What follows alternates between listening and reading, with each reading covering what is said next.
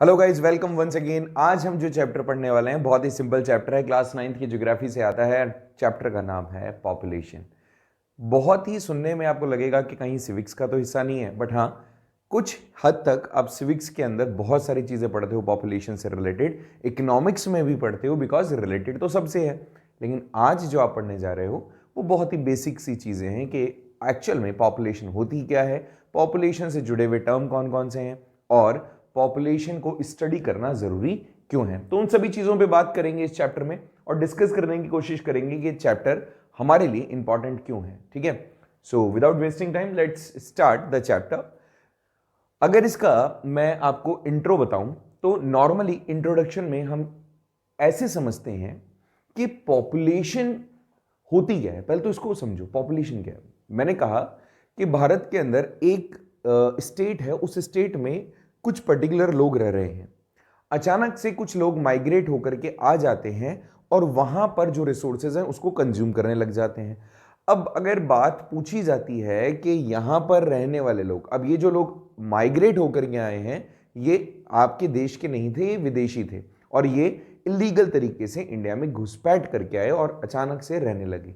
अब जब बाद में, बहुत बाद में पता चला तो काउंटिंग किया गया कि पॉपुलेशन पहले इतना था और अब अचानक से इस पॉपुलेशन ब्लास्ट हो गया, मतलब पॉपुलेशन बढ़ गया अचानक से। अब पॉपुलेशन में एक्चुअल में क्या उन लोगों को भी काउंट किया जाए जो लोग इलीगली माइग्रेट होकर के यहां आए हैं? तो अगर आपका जवाब है नो, तो इसका मतलब कई हद तक आप समझते हो कि पॉपुलेशन एक्चुअल में होती क्या है। एक और सिंपल सा एग्जांपल देता हूं। आपके घर के अंदर रहने वाले 10 लोग हैं, अचानक से आपने कुछ लोगों को अपना जो रूम है, कोई भी एक्स्ट्रा वेकेंट रूम है, वो आपने किराए पर दे दिया। अब वो लोग थे 2। अब एक टाइम बाद जब आपसे घर में पूछा गया कि आप कितने लोग हैं फैमिली में, या आप कितने लोग रहते हैं, तो आप बेसिकली, कोई फैमिली पर्सन था तो आपसे क्या पूछेगा, आप यही कहेंगे कि हम तो 10 लोग हैं और 2 जो लोग हैं वो किराए के हैं या किराए पर रहते हैं। एक्चुअल में जो परमानेंट लोग होते हैं, जिनका रेजिडेंस वही होता है, जिनका बर्थ प्लेस वही होता है, या जो लोग उसी जगह से बिलोंग करते हैं, वो ही काउंट होंगे पॉपुलेशन में। और अच्छे से समझने के लिए एक बार समझते हैं कि पॉपुलेशन क्या है।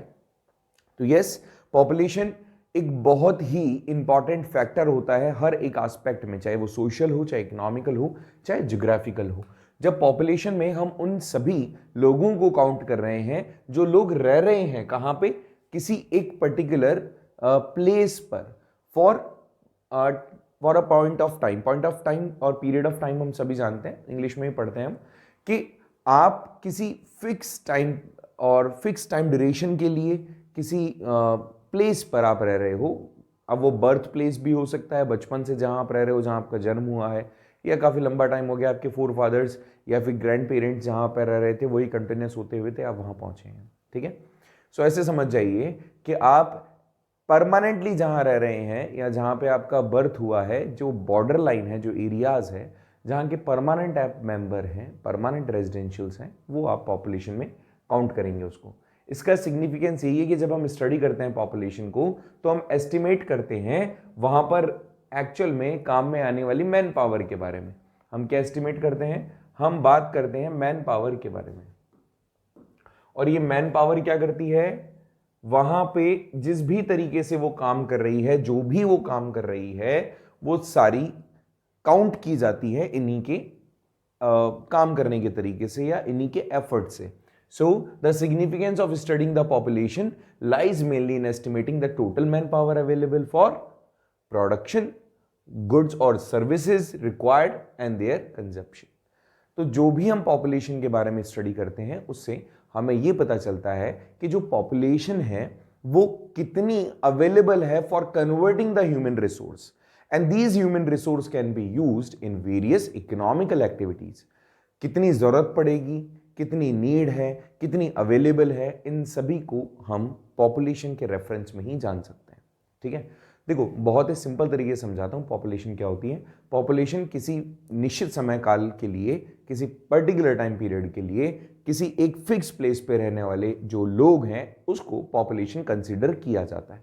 ठीक है, अचानक से कोई वहां, मतलब आप राजस्थान के हैं, आपकी जॉब लग गई बॉम्बे में, तो आपका जो काउंटिंग होगा ना वो बॉम्बे की पॉपुलेशन में काउंट नहीं होगा, अभी वो काउंट होगा आपके, अगर आपके सेंसस चल रहे हैं और इंडियन सेंसस है तो राजस्थान में काउंट होंगे, आप बॉम्बे में काउंट नहीं होंगे, तो वो आपका वर्किंग प्लेस होगा। जब वोट डालने भी जाएंगे तो आप राजस्थान में ही आएंगे वोट डालने, आप बॉम्बे के अंदर वोट नहीं डालेंगे, चाहे आप रह रहे हो बॉम्बे के अंदर लास्ट 5 ईयर्स से। अगर वहाँ परमानेंटली आप शिफ्ट हो जाते हैं तो आपको अपने सारे डॉक्यूमेंटेशन चेंज कराना पड़ेगा, यहाँ से अपना नाम हटाना पड़ेगा, वहाँ पे अपना नाम ऐड करवाना पड़ेगा वोट्स में, मतलब जो वोटिंग लिस्ट होती है, वोटर लिस्ट होती है, इलेक्शन कमीशन में जो आपका रजिस्ट्रेशन होता है उसके बिहाफ पे। ऐसे में एक्चुअल में आप फिर वहाँ के मेंबर बन सकते हैं, वहाँ की पॉपुलेशन का हिस्सा बन सकते हैं। ठीक है, तो जब हम पॉपुलेशन के बारे में पढ़ते हैं तो there are some major questions जो रिलेटेड है पॉपुलेशन से, जैसे पॉपुलेशन का साइज क्या होता है, पॉपुलेशन का डिस्ट्रीब्यूशन क्या होता है, कहाँ पर लोग ज़्यादा बसना पसंद करते हैं, कहाँ पर लोगों का, जैसे आप अगर देखेंगे तो इंडिया की कंडीशन ऐसी है कि इंडिया की पॉपुलेशन भगवान की कृपा से बहुत अच्छी है। ठीक है, we are the largest, second largest population in the world. और अगर एक्चुअल में हमारा सही तरीके से सेंसस हो जाए, मतलब जनगणना हो जाए, तो हम शायद फर्स्ट नंबर पे भी आ सकते हैं, क्योंकि 2011 का जो लास्ट हमारे यहाँ पे सेंसस हुआ था उसके अंदर एस्टिमेशन यही था कि 2021 तक हमारी जो पॉपुलेशन होगी वो 142 करोड़ हो सकती है, और चाइना की जो पॉपुलेशन होगी, बिकॉज उसका अभी प्रेजेंटली फर्स्ट पोजीशन है, वो 141 करोड़ होगी, ऐसा उस टाइम पर एस्टिमेशन लगाया गया था। But due to pandemic covid के कारण अभी तक ऑफिशियली कोई भी रिपोर्ट रिलीज नहीं हुई है 2011 के बाद से। वैसे हम सभी जानते हैं कि हर 10 साल में पॉपुलेशन का काउंटिंग होता है, बट 2011 के अंदर जब लास्ट बार पॉपुलेशन का काउंटिंग हुआ और ऑफिशियल रिपोर्ट इशू हुई जिसमें हमने 121 करोड़ भारतीय बताए, अब उसका एक्चुअल में जो दूसरा नेक्स्ट जो रिपोर्ट आने वाला था जो 21 में आता, बट कोविड के कारण वो 21 की जगह पोस्टपोन्ड हुआ 22 में, और 22 की जगह पोस्टपोन्ड हो गया है अब 23 में। तो जो 2023 के अंदर रिपोर्ट आएगा उससे हमें पता चलेगा कि भारत की पॉपुलेशन क्या है और क्या हम फर्स्ट पोजीशन पर आ गए हैं क्या। बाकी अगर देखा जाए तो हमारे यहाँ पर एक्चुअल में इंफॉर्मेशन शेयर नहीं की जाती। अगर एक्चुअल में इंफॉर्मेशन शेयर की जाए कि भारत की पॉपुलेशन कितनी है तो शायद हम हो सकता है फर्स्ट पे भी हो, क्योंकि डेटास तो हमारे यहाँ मिसमैच कई बार कर जाते हैं। दूसरी चीज़ क्या है, एक और इम्पॉर्टेंट जो है कि पॉपुलेशन का हमने हमेशा से जब भी बात की है, हर एक प्रॉब्लम का जो कॉज हम बताते हैं वो पॉपुलेशन को बताते हैं, but population he her bar negative sense create नहीं करती। पॉपुलेशन की कुछ पॉजिटिव एस्पेक्ट्स भी होते हैं, लाइक पॉपुलेशन, जितनी ज़्यादा पॉपुलेशन है उतने ज़्यादा मैन पावर आपके पास में है, और आप मैन पावर यूज करते हुए क्या कर सकते हो, you can create the human resources, and human resources आपके लिए हर तरीके से बेनिफिशियल होते हैं। डिपेंड करता है कि आप वो क्रिएट करने में सक्षम हैं कि नहीं। I mean to say the government is able to convert the population into human resources by providing them education and health care facilities. If the government does so, तो ऐसे में हम कन्वर्ट कर सकते हैं हमारी मैन पावर को उस स्ट्रीम पर जो कि शायद हमारे लिए वर्ल्ड में बहुत बेनिफिशियल हो सकती है, और वर्ल्ड लेवल पे हमारे एक स्टेज हमारे लिए क्रिएट कर सकती है जहां पे शायद हम भी वापस से वो ओहदा गेन कर लेंगे जो ओहदा हमने अभी खो दिया है। इस चैप्टर में जब पॉपुलेशन से हम डिस्कस कर रहे होंगे, पॉपुलेशन के बारे में जब डिस्कस कर रहे होंगे, then again after understanding the size and distribution of population we will also approach कि ये पॉपुलेशन ग्रोथ क्या होता है, पॉपुलेशन को चेंज, जो पॉपुलेशन चेंज होता है उसका प्रोसेस क्या होता है। इससे हम पॉसिबली ये समझ पाएंगे कि पॉपुलेशन ग्रोथ और जो चेंजेस होते हैं वो टाइम के साथ में कैसे होते हैं। देन फिर क्या इसकी क्वालिटीज होती हैं, क्या कैरेक्टरिस्टिक्स होती हैं पॉपुलेशन की, साथ ही साथ क्या होता है एज, क्या होता है सेक्स कंपोजिशन, लिटरेसी लेवल, और क्या होता है occupational structure and health care condition population के हिसाब से, और कितना ज़्यादा ये अफेक्टिव होता है। उन सभी चीज़ों को डिस्कस करेंगे हम इस चैप्टर में।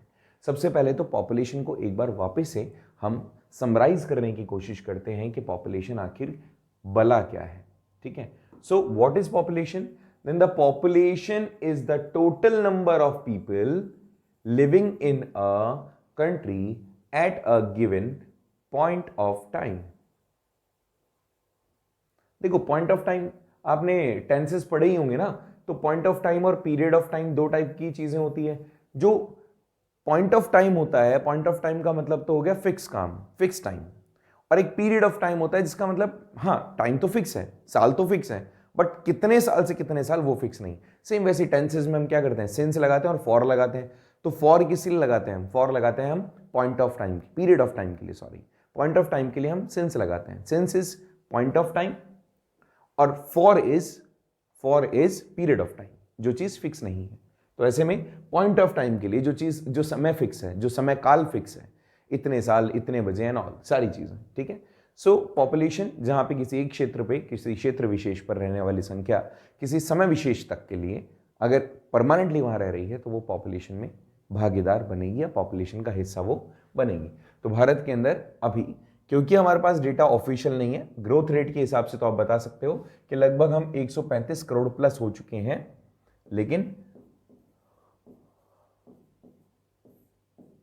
लेकिन एक्चुअल में हम जो डेटा गवर्नमेंट रिलीज करती है, जो आप इनकी ऑफिशियल साइट पे भी जाकर देख सकते हो, सेंसस अगर सर्च करेंगे और इंडियन गवर्नमेंट की वेबसाइट सर्च करेंगे तो वहां पर इंडियन गवर्नमेंट की ऑफिशियल वेबसाइट आ जाएगी।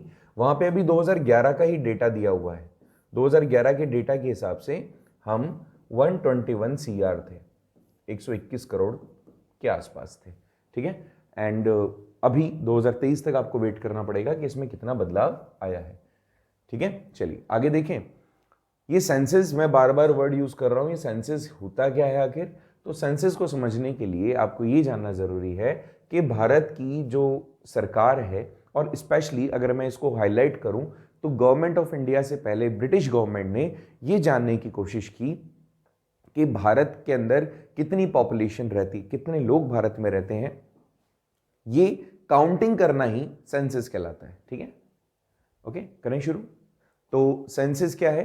एक ऑफिशियल एस्टिमेशन है, एक ऑफिशियल काउंटिंग है, किसी पर्टिकुलरली पीरियड के अंदर कितने लोग रहे हैं, कितने भारत के अंदर लोग रहे, इस चीज को जब आप काउंट करते हो तो वो सेंसस कहलाता है। What is it? It is a kind of process in which you will count the people who are living in particular areas for a particular time. So that would be your census. अगर आप बात करें कि India के अंदर सबसे पहली बार census कब हुए, तो मैंने आपको पहले भी बताया कि ब्रिटिशर्स का वो टाइम था जब पहली बार यहां पे सेंसस किया गया था, एंड इट वाज 1972। उसके बाद से लगभग 71 के अंदर स्टार्ट हुआ। 71 के बाद में, उसके बाद 81 से ऑफिशियल हो गया कि हम हर बार करेंगे। द फर्स्ट सेंसस हुआ था 82 में, और उसके बाद में ये सेंसस को कंप्लीट होने में टाइम लग गया, और टाइम के बाद, इस टाइम ड्यूरेशन के बाद में हर 10 साल में ये फिक्स कर लिया गया दैट अब तो हम क्या करेंगे, हर 10 साल में काउंटिंग करेंगे, ठीक है। सो फर्स्ट सेंसस हुआ 1972 में और कंप्लीट हुआ 81 में। वही वाला नहीं था, लेकिन ये याद रखना ऑफिशियल यही है। ऑफिशियली अगर आपसे पूछा जाएगा तो कब हुआ, कब हमें पता चला संख्या का, तो वो 1881 था। उसके बाद हर 10 साल के अंदर होता गया, टिल अभी तक हो रहा था। कुछ प्रॉब्लम जैसे अभी आई है वैसे उस टाइम पर भी आई थी, लेकिन हाँ रेगुलर रहा है। इसके बाद से हर 10 साल में रेगुलर इंटरवल पर सेंसस हमारे यहां होते गए, ठीक है। यहां तक किसी को दिक्कत नहीं होगी। और इंडियन सेंसस सबसे ज्यादा is the most comprehensive source for demographic, social and economic data. Demographic मतलब geographical point of view से, social मतलब सामाजिक रूप से, and economic मतलब आपके इनकम के पॉइंट ऑफ व्यू से सबसे सही तरीका होता है एस्टिमेट करने का कि चल क्या रहा है भाई आखिर। तो वो सारी चीजें आपको पता चलता है सेंसस से। हम कितने थे? लगभग 121 करोड़। कितने थे 2011 के हिसाब से? 121 करोड़, ठीक है। होपफुली तुम्हें समझ में ये पॉइंट आया होगा। चलिए आगे देखते हैं इसके अंदर कि हमारी जो सेंसस है ये जो 1881 से स्टार्ट हुई कॉन्टिन्यूसली, उसके अंदर कई चीजें हमारे सामने आई, कई फैक्टर हमारे सामने आए। उनको जब एनालाइज किया गया तो we came to that point कि ये पॉपुलेशन का डिस्ट्रीब्यूशन, पॉपुलेशन का साइज क्या होता है, कितना मैटर करता है, और कौन कौन से फैक्टर रिस्पॉन्सिबल है इन सब के लिए। सबसे पहले हम बात करेंगे पॉपुलेशन की साइज की और पॉपुलेशन की डिस्ट्रीब्यूशन की। साइज एंड डिस्ट्रीब्यूशन मींस सबसे ज्यादा पॉपुलेशन किस क्षेत्र में है, पॉपुलेशन कहां पर ज्यादा है, पॉपुलेशन कहां पर कम है, और क्या फैक्टर हैं जो रेस्पॉन्सिबल होते हैं इनके लिए, ठीक है। अगर यहां पर एक पाई चार्ट आप देखते हो तो इस पाई चार्ट के हिसाब से सबसे ज्यादा पॉपुलेशन 2011 के हिसाब से बता रहा हूं, बिहार और यूपी। कई जगह पर आपको बिहार देखने को मिलेगा, कई जगह पर आपको यूपी देखने को मिलेगा, क्योंकि बहुत ही कम मार्जिन था दोनों के अंदर। तो यूपी की लगभग 16% है, बिहार के अंदर 9% है। जब आप डेटा सर्च करेंगे तो बहुत सारी वेबसाइट्स हैं जो बिहार आपको दिखा रही होगी, बहुत सारी वेबसाइट है जो आपको यूपी दिखा रही होगी। सो आप कंफ्यूज मत होइएगा। ये 2011 के हिसाब से हम पॉपुलेशन का साइज देख रहे हैं, 16%, महाराष्ट्र 9%, बिहार 9%। अब देखो हुआ उसके पीछे कारण भी है, यूपी से बहुत सारे, अभी अगर हम उत्तराखंड की बात करें तो उत्तराखंड टूटा है किससे, हालांकि बात 2000 की है कि यूपी से अलग हो गया था उत्तरांचल, अब जो उत्तराखंड के नाम से जाना जाता है, 2007 में इसका नाम चेंज हुआ। लेकिन पॉपुलेशन का साइज मैटर करता है कि वहां पर लोग कैसे रह रहे हैं। तो मैंने आपको ये दो फैक्टर बताए कि जो यूपी वाला रीजन है और जो बिहार वाला रीजन है, ये आपको अलग अलग जगह पर देखने को मिलेगा, बट इफेक्टिवली आपको यूपी के साथ जाना है, ठीक है। सो पॉपुलेशन का साइज क्या है, पॉपुलेशन का नंबर क्या है, तो मतलब डिस्ट्रीब्यूशन क्या है, बाय द नंबर्स हम स्टडी करेंगे इसको। तो अगर आप यहां देखेंगे मार्च 2011 के हिसाब से लगभग 121 करोड़ पॉपुलेशन थी, जिसके अंदर से 17.5 वर्ल्ड की पॉपुलेशन के अप्रोक्सीमेटली हम रहे। इसका मतलब हर 5 व्यक्तियों में से एक व्यक्ति भारत का था। टोटल वर्ल्ड की पॉपुलेशन में से जो हमारा हिस्सा था वो लगभग 17.5% था। मतलब टोटल अगर वर्ल्ड की पॉपुलेशन 100% है तो हम लगभग 17%, 17.5% के आसपास हैं, जो कि एस्टिमेटेड लगभग 1/5% होता है। मतलब 1/5 होता है, परसेंट नहीं, 1/5 का मतलब अगर टोटल 5 लोग हैं उसमें से एक तो भारतीय होगा प्रोबेबिलिटी के हिसाब से। लगभग 1.21 बिलियन पीपल है, अभी तक डिस्ट्रीब्यूट किया गया है कहां पे, पूरे 3.28 मिलियन स्क्वायर किलोमीटर एरिया में। हमारा टोटल लैंड एरिया कितना है, 3.28 मिलियन स्क्वायर किलोमीटर, ठीक है। और ये वर्ल्ड के टोटल एरिया का, अगर लैंड एरिया की बात करते हैं, वैसे आपने chapter number India size and location है ना, इंडिया साइज एंड लोकेशन में भी आपने पढ़ा है अबाउट दिस पॉइंट कि हम वर्ल्ड के 2.4% पर कब्जा किए हुए लैंड एरिया का। तो 2.4% वर्ल्ड के टोटल एरिया का हमारे इंडिया में है। एंड ऐसे में हम इस तरह से डिवाइड करते हैं। 2011 के हिसाब से अगर आप देखते हो तो यूपी सबसे ज्यादा पॉपुलेटेड है by 199 million people, 199 million people हैं इसके, और लगभग 20 करोड़ के आसपास इसकी पॉपुलेशन है। और 20 करोड़ के अंदर मान के चलें आप, जो लोग हैं काफ़ी बड़ा हिस्सा रखते हैं हमारी पॉपुलेशन में। एक कंट्री की टोटल पॉपुलेशन का लगभग 16% है। और दूसरी तरफ देखें तो हिमालयन स्टेट्स हैं लाइक सिक्किम, और इसके जैसे कुछ और दूसरे स्टेट्स हैं जिनका पॉपुलेशन काफ़ी कम है, ठीक है। सिक्किम सबसे कम, अरुणाचल प्रदेश हो गया और सिक्किम हो गया, यहाँ पे पॉपुलेशन काफ़ी कम आपको देखने को मिलती है। लगभग इंडिया की आधी पॉपुलेशन 5 स्टेट्स में रहती है, जो कि है यूपी, महाराष्ट्र, बिहार, वेस्ट बंगाल, आंध्र प्रदेश, राजस्थान। और यहां पर अगर आप बिगेस्ट स्टेट की बात करते हो तो राजस्थान है, जो कि टोटल 5.5% टोटल पॉपुलेशन होल्ड किए हुए हैं, ठीक है। पॉपुलेशन डेंसिटी के हिसाब से बात करते हैं तो यहां पे याद रखना, यहां पे एक चीज, population density is calculated as per the population number of person one per unit area. Density को कैसे काउंट करोगे आप, मैंने कहा एक बॉक्स है, एक बॉक्स में 10 बॉल आ जाती है, तो वो बॉक्स की डेंसिटी क्या हुई कि इतने बाय इतने का ये बॉक्स है, इसमें 10 बॉल आ जाएगी। तो आप इतना समझेंगे कि 1 किलोमीटर एरिया में कितने लोग रह रहे हैं। तो टोटल एरिया निकाल लीजिए स्टेट का, उसमें रहने वाले लोगों का पॉपुलेशन देख लीजिए, फिर उससे आप निकाल लीजिए पर पर्सन, मतलब पर किलोमीटर के एरिया में कितने लोग रह रहे होंगे, ठीक है। मेरी बात समझ में आ रही है, शायद आ गई होगी, दोबारा सुनो।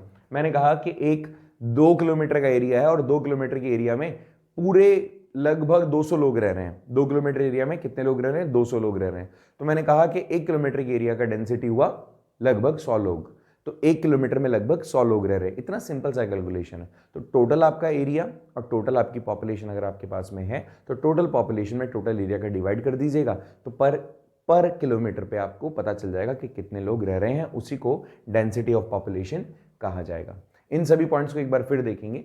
देखिए हमारे यहाँ पर कुछ पॉइंट्स हैं कि जितना बड़ा पॉपुलेशन होता है उसके इकोनॉमिक कुछ एडवांटेज भी होता है, डिसएडवांटेज भी होते हैं। अब ये कुछ एडवांटेजेस एंड डिसएडवांटेजेस क्या क्या हैं उनको हम काउंट करते हैं वन बाय वन। देखिए अगर आप पॉजिटिवली देखते हो तो इकोनॉमी में कंट्रीब्यूशन काफी ज्यादा होता है, जैसे कि आपके पास में लेबर बहुत मिलेगी, आपको बहुत लेबर मिल जाएगी, कोई दिक्कत नहीं होगा अगर पॉपुलेशन आपके यहाँ पर ज्यादा है तो। दूसरी चीज, large number of people can be train in all kind of skills at all kind of levels. जिस भी लेवल पे, एग्रीकल्चर हो, इंडस्ट्रीज हो, या फिर आपकी जॉब सेक्टर हो, सर्विस सेक्टर हो, जिसमें भी आपको लोगों को ट्रेन करना है, यू कुड ट्रेन, आप उनको ट्रेन कर पाओगे। अलग अलग डोमेस्टिक मार्केट के लिए भी अलग अलग टाइप के गुड्स आपको इजीली मिल जाएंगे, क्योंकि चाहे कंजप्शन की बात हो चाहे प्रोडक्शन की बात हो, आसानी से लोग उसमें एंगेज होंगे क्योंकि वो उनकी नीड है। ओके, सो ऐसे में अगर लोग ज्यादा होते हैं तो उनको स्किल्स, उनके वर्क और उनके बेस, उसके जो टैलेंट है उसके बेसिस पे आसानी से काम मिलना आसान हो जाता है, क्योंकि जितने लोग हैं, अब सोचो ना, अगर किसी स्कूल के अंदर, एक क्लास के अंदर, जैसे आपकी क्लास के अंदर से किसी स्कूल के अंदर 10 बच्चे हैं एक क्लास के अंदर, जैसे मान लिया 10th क्लास में केवल 10 स्टूडेंट हैं, तो वहां पे प्रोबेबिलिटी किसी एक बच्चे की बहुत अच्छी परसेंटेज बनाने की कम होगी। लेकिन वहीं पर 1000 बच्चे हैं एक ही क्लास में, या फिर 500 बच्चे हैं एक ही क्लास में, तो 90% अबाव वाले तो बहुत सारे आ जाएंगे, उसमें कोई बड़ी बात ही नहीं होगी। ठीक है, तो एक स्कूल जिसमें से 10 बच्चे थे, 20 बच्चे थे, उसमें से एक बच्चे ने अच्छा टॉप किया तो उसने अपनी फोटो, उस बच्चे की फोटो को स्कूल के बाहर लगा दिया। ठीक है, और हम चलने वाले लोग जब उसको देखेंगे तो बोले एक ही बच्चे की तो आई है। वहीं पर दूसरा ही स्कूल था, उसने अपनी एक ही क्लास के रिजल्ट के अंदर लगभग 50 बच्चों का नाम लिखा जिसकी 90% से ऊपर थी। तो डिपेंड यहां पर कर रहा है कि कितने लोगों के बीच में उन्होंने अचीव किया। वहां पे लोग 20 थे या 10 थे, यहां पर लोग 500 थे, 1000 थे। तो जितना अच्छा किया, the people who have actually scored the best, depend करता है कितने लोगों के अंदर से वो प्रोबेबिलिटी रही, कितने लोगों में से उन्होंने अच्छा किया। तो पॉपुलेशन का भी वही किस्सा है, ज्यादा लोग होंगे तो ज्यादा स्किलफुल, ज्यादा इंटेलेक्चुअल्स होने की प्रोबेबिलिटी बढ़ जाती है। ठीक है, तो पॉजिटिव के साथ में कुछ नेगेटिव कंसर्न्स भी होते हैं, जैसे नेशनल इनकम डिस्ट्रीब्यूट होती है ज्यादा लोगों में। मैंने कहा कि एक व्यक्ति है जो 5,000 रुपए कमा रहा है और एक व्यक्ति है जो 50,000 रुपए कमा रहा है, तो आपसे मैंने पूछा कि दोनों में से ज्यादा इकोनॉमिकल मतलब कौन बेनिफिट में रहेगा, इकोनॉमिकली कौन ज्यादा स्ट्रांग होगा, 5,000 वाला कि 50,000 वाला। जब मैंने इतना सा डेटा आपको दिया तो आप इस बात को लेकर के अंडरस्टूड हो गए कि सर 50,000 वाला ही ज्यादा बेस्ट होगा। लेकिन वहां पे मैंने एक टर्म और जोड़ दिया कि 5,000 वाले की फैमिली के अंदर 2 लोग हैं और एक लोग है, मतलब एक पर्सन है, अकेला ही है वो व्यक्ति, और 50,000 वाले की फैमिली के अंदर 10 लोग हैं और पूरे तरीके से डिपेंडेंट है एक ही व्यक्ति पर। तो यहां पर भी प्रोबेबिलिटी यही रही कि वो 5,000 में अपना खर्चा निकालेगा, और वो भी 50,000 डिवाइडेड बाय 10 जब आप करोगे देन यू विल फाइंड कि हर एक व्यक्ति के ऊपर भी खर्चा 5,000 का आएगा, तो ये दोनों इक्विवेलेंट हो जाएंगे। तो दोनों की स्थिति जो होगी लगभग बराबर सी होगी। ठीक है, हो सकता है टेंशन उसको ज्यादा हो जाए क्योंकि उसके पास में लाइबिलिटीज ज्यादा है और इसके पास लाइबिलिटीज सिक्योर्ड है। तो 5,000 प्लस 5,000, तो एक केवल इनकम देख करके आप जज नहीं कर सकते हो, आपकी पॉपुलेशन नेगेटिवली बहुत इफेक्ट करती है। मैंने कहा 5,000 डिवाइडेड बाय 1%, तो एवरेज उसके ऊपर जो वो मजे करेगा अपने 5,000 से, उतना ही मजे वो कर पाएगा, और जितना वो 50,000 कमा रहा है लेकिन 10 व्यक्तियों पे खर्च कर रहा है तो मजे वो भी उतना ही करेगा। पॉसिबिलिटीज नहीं है कि उन दोनों की लाइफ स्टाइल के अंदर चेंजेस आएंगे। वो 50,000 के बाद भी ब्रांडेड कपड़े नहीं पहन पाएगा, ये तो बेचारा पहन ही नहीं रहा है, ऑप्शन ए और बी वाले। ठीक है, सो यहां पे पर कैपिटा इनकम, इसीलिए आप पर कैपिटा इनकम क्या होता है पता है ना? पर कैपिटा इनकम नहीं पता? चलो देखो, तो total income divided by total population, ये डिनोट करता है पर कैपिटा इनकम को। Total income divided by total population, कितना कमाया और कितने लोगों ने कमाया, उससे आप जज कर पाओगे कि वास्तव में हमारी इनकम कितनी हुई। तो सोचो कमाने वाले बहुत कम हैं, और जब काउंट कर रहे हैं हम, इसका एग्जांपल देता हूं मैं लिख करके ना, प्लीज इसको समझना अच्छे से। एक बार इसको यहां पर ब्लैक कर देते हैं, यहां पे हम मार्कर ले लेते हैं। क्या कह रहा हूं मैं, समझना। ये जो पर कैपिटा इनकम है ना, जिसको आप एवरेज इनकम भी कहते हो, ठीक है, अब देखो क्या है ये। मैंने कहा कि आपके यहां पे कमाने वाले जो लोग हैं, वैसे तो इसको कहते हैं total income divided by total population. अब देखो बहुत ही सिंपल सा कंसेप्ट है, अगर इसको आप ऐसे समझ रहे हो तो कुल आपकी इनकम मान लेते हैं अपन 10,000 रुपए, ठीक है, और 10,000 के बाद में आपके यहां पे फैमिली मेंबर है 10, तो पर पर्सन आपके 1,000 रुपए खर्च हो रहे हैं, या 1,000 रुपए आपकी इनकम मानी जा रही है। और एक व्यक्ति है जिसके पास में पॉपुलेशन है, सॉरी इनकम है 5,000 और वो लोग हैं 2 और इनका जो एवरेज अमाउंट आ रहा है दैट वुड बी 2,500 रुपीज। तो एक्चुअल में अगर मैं ये डेटा छुपा लूं कि यहां पर इनके लोग कितने हैं और इनके लोग कितने हैं, तो मैं तो यही मानूंगा ना कि 10,000 रुपए वाला ज्यादा अच्छा है। तो जब हम दो कंट्रीज को कंपेयर करते हैं तो दो कंट्रीज को कंपेयर करने के लिए केवल आप टोटल इनकम को नहीं देख सकते हो, टोटल इनकम को आप फोकस नहीं कर सकते हो। तो आप क्या करते हो, तो टोटल इनकम के साथ में आपको फोकस करना होता है टोटल पॉपुलेशन पर भी, तभी आप एक्चुअल में पता लगा पाते हो कि स्थिति वास्तव में अंदर से क्या है। So this is the reason that you came to know कि हमारे यहां पर कैपिटा इनकम काफी कम रहता है, क्योंकि जब हम डिवाइड करने पर आते हैं कमाने वाले कम है, लेकिन जब हम डिवीजन पर आते हैं तो due to all the population relates to us, तो हमें पूरे लोगों को उसमें इन्वॉल्व करके डिवाइड करना पड़ता है, इसलिए हमारी टोटल पॉपुलेशन कम हो जाती है, टोटल इनकम आपकी कम हो जाती है, सॉरी। तो टोटल आपका जो इनकम है उसमें क्योंकि पॉपुलेशन आपकी बहुत ज़्यादा है उसको आपको डिवाइड करना पड़ता है और पर कैपिटा इनकम ऐसे ही निकाली जाती है। इसके कारण से हम डेवलपिंग कंट्रीज के अंदर कंसिडर किए जा रहे हैं अभी तक। अगर हमारे यहाँ पे हर एक व्यक्ति कमाने लग जाए तो हमारी पर कैपिटा इनकम काफ़ी बढ़ जाएगी, क्योंकि अभी भी हमारे यहाँ पे पुअर पॉपुलेशन काफ़ी ज़्यादा है, तो उनका इन्वॉल्वमेंट नेशनल इनकम में बहुत कम होता है। और इसीलिए जो ऊपर की लेयर है, ऊपर की लेयर मतलब जो लोग सबसे ज़्यादा कमा रहे हैं, उनका जब हम डिवाइड करते हैं, उनकी पॉपुलेशन को जब हम देख रहे होते हैं, उनका इनकम जब हम देख रहे होते हैं, तो इनकम का रेशियो तो काफ़ी ऊंचा होता है लेकिन नंबर ऑफ पीपल कम होते हैं। और अगर यहां पर सबसे नीचे एरिया को देखते हैं, पुअर को देखते हैं, तो इनका नंबर ऑफ पीपल ज्यादा होता है और इनकम इनका कम होता है, इसीलिए ये रेशियो बराबर सा हो जाता है और हमारा पर कैपिटा इनकम काफी कम हो जाता है। होपफुली तुम कंफ्यूज नहीं हुए होंगे, अगर हैं तो फिर से एक बार बता रहा हूं, सुनना अच्छे से। इंडिया में कंडीशन क्या है कि इंडिया के अंदर जो लोग हैं ना, जो रिच है, रिच पॉपुलेशन ये क्या है, कम है और इनकम ज्यादा है। और जो पुअर है उनकी कंडीशन उल्टी है, पॉपुलेशन तो ज्यादा है, इनकम उनकी कम है। तो जो रेशियो निकलता है, ये ज्यादा कमाते हैं, कमाते ज्यादा, कमाते कम। तो जब आप डिवाइड करोगे टोटल पॉपुलेशन में, सॉरी टोटल इनकम में टोटल पॉपुलेशन का, सो ऐसे में क्या होगा, ये रेशो इनको भी तो काउंट करना पड़ेगा ना। सोचो अगर ये लोग होंगे ही नहीं तो हमारा पर कैपिटा इनकम तो कितना ऊंचा हो जाएगा।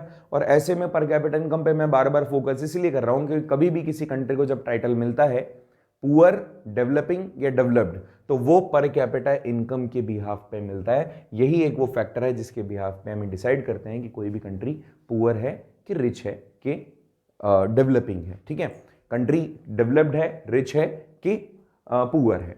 सो ऐसे में पर कैपिटा इनकम हमारी हमेशा कम रहती है ड्यू टू दीज। आगे एक बहुत बड़ा पार्ट होता है नेशनल इनकम का जो कि कंजप्शन पे खर्च होता है। यहां पे सेविंग्स भी रिड्यूस होती है, कैपिटल भी अवेलेबल कम रहती है इन्वेस्टमेंट के लिए। देखो ज्यादा लोग, जब आप ज्यादा पैसा खर्च कर रहे हो तो what you will find the less things to spend. जब आप कम कमाओगे तो खर्चा करने के लिए आपके पास चीजें कम होगी। And we are actually thinking about the savings और इन्वेस्टमेंट। हम सेविंग्स या इन्वेस्टमेंट की बात कर रहे हैं, तो अगर हमारा खर्चा ही नहीं चल पा रहा है तो हम ना तो इन्वेस्टमेंट कर पाएंगे और ना ही सेविंग कर पाएंगे। These two different things, these two different cases makes us the developing country. क्योंकि पॉपुलेशन ज्यादा हो गया है तो कंजप्शन ज्यादा हो, और कंजप्शन का सिंपल सा रूल है, जितने ज्यादा पैसा खर्च करने वाले लोग हैं, जितने ज्यादा किसी चीज की डिमांड है, उसकी प्राइसेस उतनी ही बढ़ेगी। इसका मतलब इन्फ्लेशन भी हमारे यहाँ तेज होगा अगर पॉपुलेशन बढ़ रही है। तो पॉपुलेशन बढ़ रही है इसका मतलब कंज्यूमर्स बढ़ रहे हैं, और कंज्यूमर्स बढ़ रहे हैं तो आपका इन्फ्लेशन भी बढ़ रहा है। इकोनॉमिक्स का सिंपल सा रूल है। तो ऐसे में ये वाला पॉइंट भी बहुत इंपॉर्टेंट होता है कि जब एक बहुत बड़ा हिस्सा नेशनल इनकम का कंजप्शन पे हमारा चला जाता है, कंज्यूमर ज्यादा हो जाते हैं, तो आपके पास में सेविंग्स भी नहीं बचती और ना ही आप इन्वेस्टमेंट भी नहीं कर पाते, जिसका रिजल्ट ये है कि आप इकोनॉमिकली स्ट्रांग नहीं हो पाते हो। बढ़ती हुई पॉपुलेशन का रिजल्ट ये रहता है कि आप लैंड के ऊपर प्रेशर क्रिएट कर रहे होते हो। चाहे आप देखो, इसका भी एक बहुत अच्छा एग्जाम्पल है। एक किसान है, उसके पास ये जमीन है और वो इस पूरी जमीन पे खेती करता है। आगे चल करके उसके 2 बच्चे हुए, उसने खेत को 2 पार्ट में डिवाइड कर दिया, एक हिस्सा ये रहा, एक हिस्सा ये रहा। अब ये जो जमीन वेस्ट हुई है जिस पे उसने बाउंड्री वॉल की, इसने और इसने, ये अनप्रोडक्टिव रही। ठीक है, मान लिया इसके भी दो दो बच्चे हो गए, यहां पर अब हिस्से खेतों के और हो गए, और जो खेत था और वो डिवाइड हो गया। ऐसे में दूसरे वाला ये जो व्यक्ति था, इसके और बच्चे हुए या पोते पोती हो गए भैया, तो खेत ऐसे डिवाइड होता गया। अब ओवरऑल जो बड़े बड़े लैंड एरियाज हैं जहां कलेक्टिव फार्मिंग की जा सकती थी, अब वो डिवाइड होते जा रहे हैं समय के साथ। अब इसमें क्या होगा, केवल ये व्यक्ति जो होगा वो खेती करना चाहेगा, या ये व्यक्ति जो होगा वो खेती करना चाहेगा, ये व्यक्ति करना चाहेगा, बाकी ये हो सकते हैं जिनका इच्छा या जिनका नीड ही ना हो खेती करने का। ऐसे में एग्रीकल्चर पे पॉपुलेशन के बाद लैंड्स एरिया जो डिवाइड होते हैं ड्यू टू आर ट्रेडिशन, उसके कारण से एग्रीकल्चर पे बहुत बड़ा इंपैक्ट पड़ता है। चलो मान लिया सब खेती करेंगे, लेकिन ये जो एडिशनल यहाँ पे बाउंड्री वॉल्स बनी, इसके कारण से जो प्रोडक्टिव लैंड है वो वेस्ट हो गई। अब ऐसे में ये खेत जो है ना, इस खेत में जाने का रास्ता भी आपको निकालना पड़ेगा। ऐसे में ये वाला रास्ता भी जो बीच में है, इन सबको अपना खेत में से रास्ता निकालना पड़ेगा। सो ये लैंड एरियाज इस तरह से धीरे धीरे करते करते करते, क्योंकि जनरेशन टू जनरेशन ये होता है कि खेत डिवाइड होता जाता है और ऐसे में लैंड एरियाज हमारे डिस्ट्रॉय होते जाते हैं। तो this is one of the reasons जो हमारे लिए पॉपुलेशन के बढ़ने के कारण नेगेटिव कंसिडर किया जा सकता है। ऐसे में पॉपुलेशन को बढ़ने से आपका जो इंफ्रास्ट्रक्चर है उसकी भी नीड बढ़ती जा रही है, मतलब आपको रहने के लिए जगह देनी पड़ेगी, जगह बनानी पड़ेगी, अदरवाइज लोग स्लम्स में उन एरियाज को कन्वर्ट कर देंगे, झुग्गी झोपड़ियां बनने लग जाएगी और आपका इंफ्रास्ट्रक्चर बिल्कुल डिस्ट्रॉयड हो जाएगा। तो ज्योग्राफी में कुछ एडवांटेज हैं तो डिसएडवांटेजेस भी हैं, लेकिन अगर आप देखेंगे तो डिसएडवांटेजेस हमेशा ज्यादा रहे हैं पॉपुलेशन के। केवल अच्छा पॉइंट जो आपको लगता है कि आपके पास में ज्यादा लोग होंगे तो प्रोबेबिलिटी भी आपकी ज्यादा होगी, केवल बस यही अच्छा पॉइंट है, और कोई अच्छा पॉइंट इसमें मुझे तो ज्यादा दिखता नहीं है। So in short, large part of the nation efforts goes in maintaining the present standard of life, as well as this is not to result in many economical improvement, therefore the poverty and unemployment लगातार बढ़ता है। मतलब इन्हें कहा कि भारत का जो effort होगा, इंडिया का जो एफर्ट होगा, जो किसी देश का एफर्ट होगा, पॉपुलेशन को केवल एक अच्छी लाइफ देने में ही निकल जाएगा। सब्सिडी देते देते उनका खजाना जो है वो खाली हो जाएगा, या उनकी नीड्स को पूरा करते ही करते सारा पैसा खर्च हो जाएगा, डेवलपमेंट पे आप ध्यान ही नहीं दे पाओगे। इसके कारण से फिर भी लेकिन पॉपुलेशन का अगर ग्रोथ बढ़ता गया, इकोनॉमिकल ग्रोथ उतना नहीं हुआ, उस पेस पर नहीं हुआ, तो एक टाइम ऐसा आ जाएगा कि पुअर और अनएम्प्लॉयड ज़्यादा होंगे, जैसे भारत में आज की स्थिति है। और जो लोग दूसरे हैं, मतलब जो लोग एक्चुअल में सक्षम हैं, उन लोगों को इन्फ्लेशन का मार झेलना पड़ेगा। जो लोग सक्षम नहीं है वो तो कैसे रहेंगे, पुअर रहेंगे और अनएम्प्लॉयड रहेंगे, लेकिन जो थोड़े बहुत सक्षम हैं उनको इन्फ्लेशन झेलना पड़ेगा काफ़ी बड़े पैमाने पर। ठीक है, इसका भी एक पॉइंट मैं आपको बताऊंगा कभी मौका मिलेगा तो। ठीक है, चलिए आगे देखो, बहुत इंपॉर्टेंट होता है। थर्ड पॉइंट देखते हैं, टोटल एरियाज। एक बार छोटा सा रिकैप कर रहे हैं कि हमारे इंडिया के अंदर लगभग 3.28 million square kilometre land areas है, जो वर्ल्ड का 2.4% है। और ऐसे में भारत की 2021 के हिसाब से, जो कि अनऑफिशियल है, अभी तक ऑफिशियल हम बात कर ही नहीं रहे, तो अनऑफिशियली हमने पॉपुलेशन के हिसाब से अगर आप देखते हो तो यूपी सबसे ज्यादा पॉपुलेटेड रहा है विथ 199 मिलियन पीपल। सिक्किम और लक्षद्वीप, अरुणाचल प्रदेश, ये सबसे कम पॉपुलेटेड रहे हैं 0.6 मिलियन, और रेस्पेक्टिवली लक्षद्वीप के अंदर 64,429 पीपल। अगर हाफ पॉपुलेशन की बात करें तो वर्ल्ड अपने इंडिया के 5 स्टेट्स ले लीजिए आप, मतलब इससे इस पूरी स्लाइड से एक क्वेश्चन आपका तैयार हो सकता है, एक दो क्वेश्चन तो बन ही सकते हैं कि भारत के 5 स्टेट्स को एक जगह आप लेकर आ जाते हो तो लगभग आपकी पॉपुलेशन का आधा हिस्सा तो इन 5 स्टेट्स में ही है, यूपी, बिहार, वेस्ट बंगाल, महाराष्ट्र और आंध्र प्रदेश। ठीक है, अरुणाचल प्रदेश मत बोल देना, अरुणाचल प्रदेश में तो कम है बहुत। ठीक है, और बिगेस्ट स्टेट की बात करें तो पॉपुलेशन के हिसाब से यूपी बिगेस्ट है, जबकि एरिया वाइज आपका राजस्थान सबसे बड़ा है, लेकिन इसकी पॉपुलेशन केवल 6% है, जबकि उसकी पॉपुलेशन लगभग 16% है।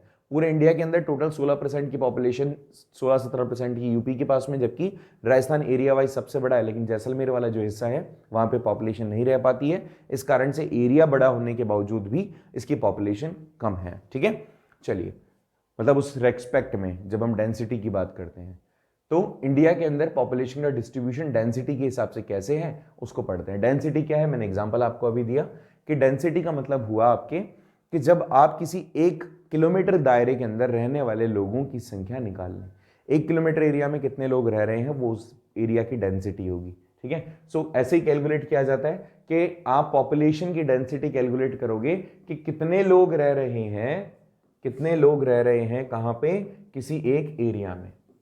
The number of person in पर यूनिट एरिया, पर यूनिट का मतलब यहां पर किलोमीटर में आएगा, ठीक है।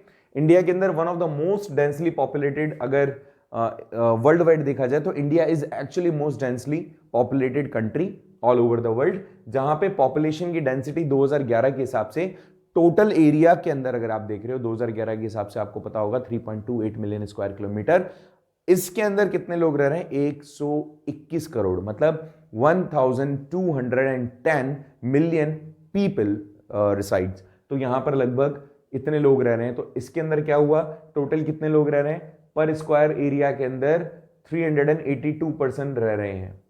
1 किलोमीटर स्क्वायर पीपल, मतलब 1 किलोमीटर स्क्वायर एरिया के अंदर कितने लोग रह रहे हैं, 382 पीपल रह रहे हैं। अब तुम समझ के देखो, डेंसिटी कई जगह पर बढ़ती है, मतलब अगर आप देखेंगे तो बिहार की डेंसिटी की अगर अपन बात करते हैं तो बिहार की डेंसिटी कितनी है, लगभग 1102। 1 किलोमीटर एरिया में लगभग 1100 लोग रह रहे हैं, जबकि कुछ ऐसे भी जैसे अरुणाचल प्रदेश जिसके अंदर केवल 17 लोग ही रह रहे हैं।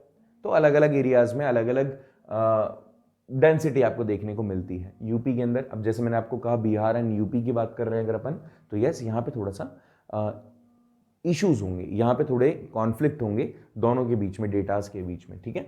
सो ये डेंसिटी ऑफ पॉपुलेशन हम कैसे काउंट करते हैं, तो total population of the country divided by total land area of the country, ठीक है। टोटल पॉपुलेशन कितनी है और टोटल लैंड एरिया कितना है किसी भी जगह का, चाहे राजस्थान की बात कर लो, चाहे बिहार की बात कर लो, अरुणाचल प्रदेश की बात कर लो, तो जितने लोग ऊपर हैं, मतलब जितना आपके पास में लोगों का हुजूम मतलब लोग हैं, और जितना आपके पास एरिया है, अगर आप उसको रिफ्लेक्ट करते हो, इस फॉर्मूला के अंदर डालते हो, तो आपको ये पता चल जाएगा कि एवरेज कितना आ रहा है, 1 किलोमीटर में लोग कितने रह रहे हैं।